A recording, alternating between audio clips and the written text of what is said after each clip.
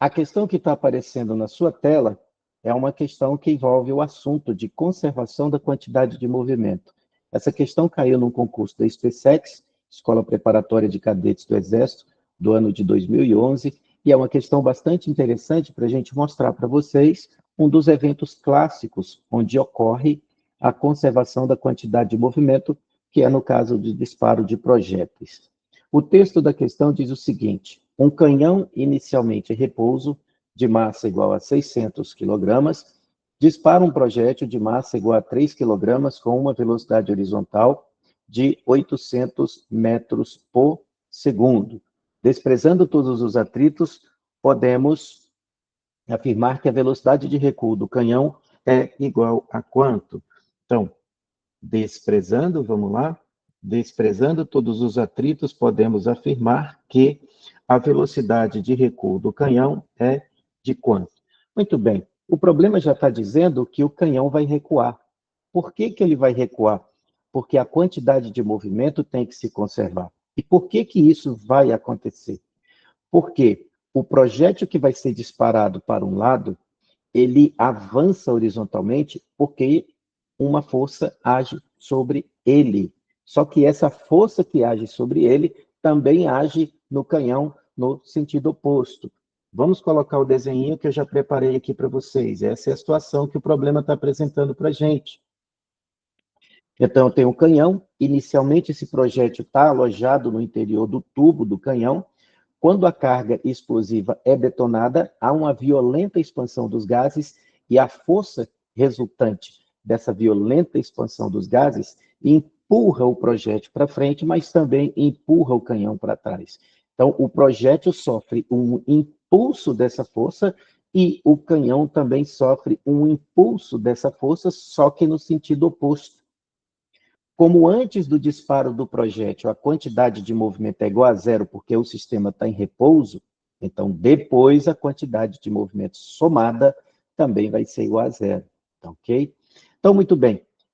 Quando isso vai acontecer? Isso vai acontecer sempre que as forças que atuam nos corpos que fazem parte do sistema são forças internas a ele, tá? São forças internas a ele, como é esse caso aí.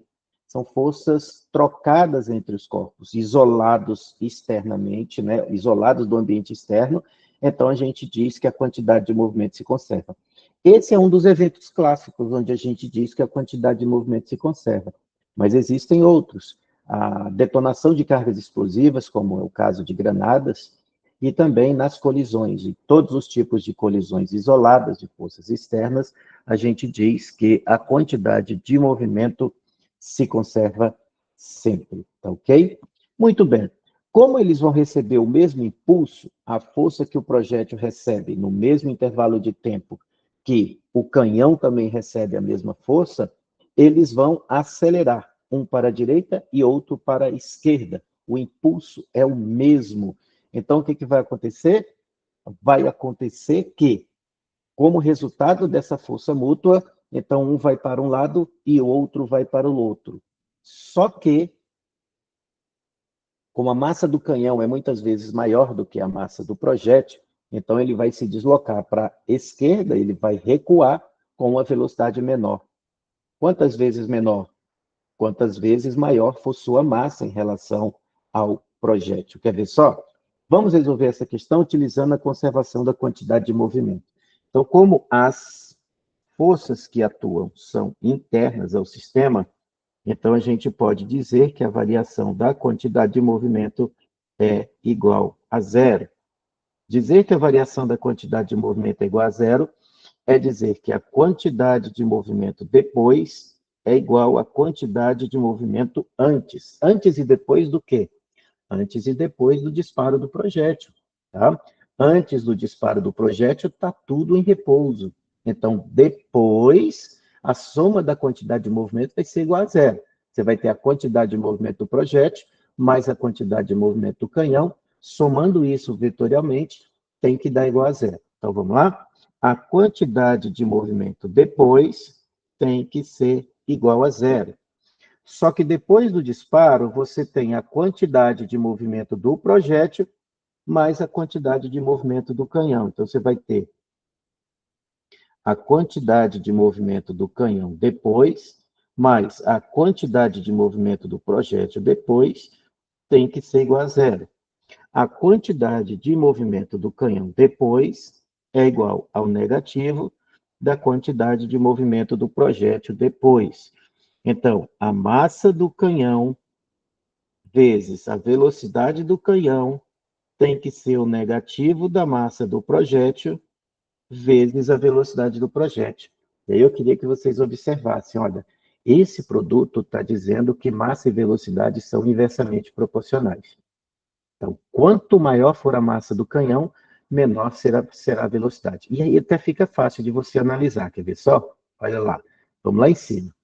A massa do canhão é 200 vezes maior do que a massa do projétil. É só você observar aqui. A massa do canhão é 600 e a massa do projétil é 3.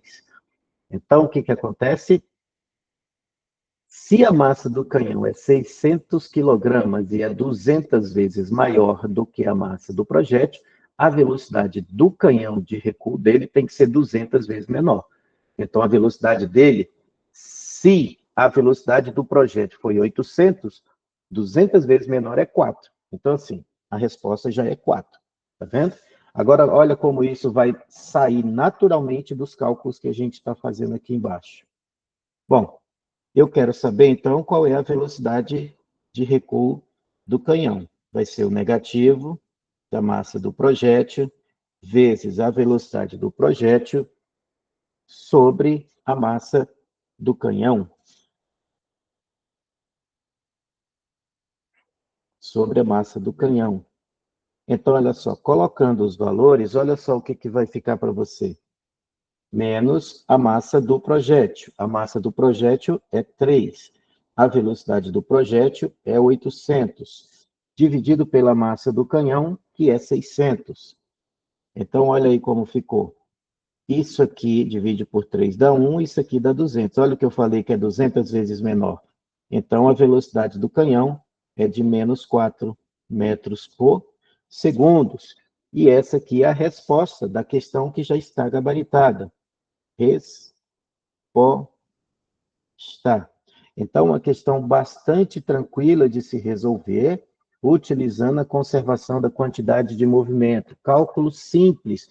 Você só precisa entender aí